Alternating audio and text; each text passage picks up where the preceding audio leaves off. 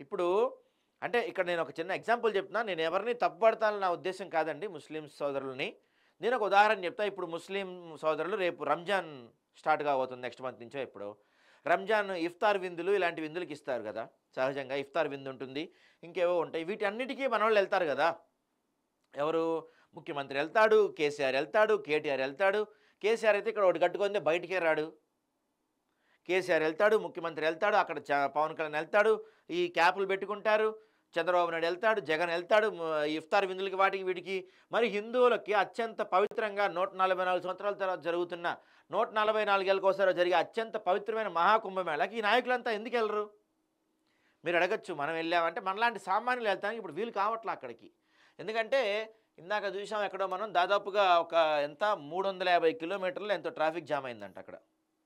ఏదండి అది? ఇదిగో 350 కిలోమీటర్లు ట్రాఫిక్ జామ్ అయిందంట. ఇదిగో ఇక్కడ ఇట్లా చూడండి పరిస్థితి ఎలా ఉందో అక్కడ. దీని గురించి మాట్లాడదాం మళ్ళీ మనం. సో మనలాంటి సామాన్యులు అక్కడికి వెళ్ళటానికి అవ్వదు. ఎందుకంటే ఫ్లైట్ టికెట్స్ మనం కొనలేము. ఫ్లైట్ టికెట్ 20,000 మినిమం ఉంది. 16,000 నుంచి 20,000 దాకా ఉంది. మనలాంటి సామాన్యులు అయితే వెళ్ళలేము. సరే ఇలాంటి పెద్ద పెద్ద వాళ్ళు వీళ్ళు వెళ్ళగలుగుతారు కదా!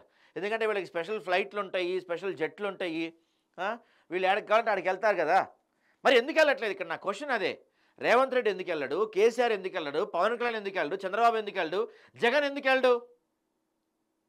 ఎందుకు వెళ్ళరు వీళ్ళంతా? ముస్లిం ఓట్లు పోతాయనా? క్రిస్టియన్ ఓట్లు పోతాయనా? అరే మీకు అత్యంత భక్తి శ్రద్ధలు ఉన్నాయి కదా మీకు. రేవంత్ రెడ్డి కూడా ఎలక్షన్స్కి ముందు ఏదో యాగం చేశాడు కదా! కేసీఆర్ అయితే ఆయుధ చండీ యాగాలు, సహస్ర చండీ యాగాలు, పెద్ద పెద్ద హోమాలు చేశాడు కదా పెద్దాయన.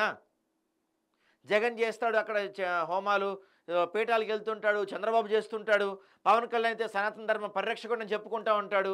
మరి మీరంతా ఎందుకు వెళ్ళట్లేదు ఈ కుంభమేళాకి అనేది నా క్వశ్చన్. ఎవరైనా ఆన్సర్ చెప్తే బాగుంటుంది మరి. చూద్దాం.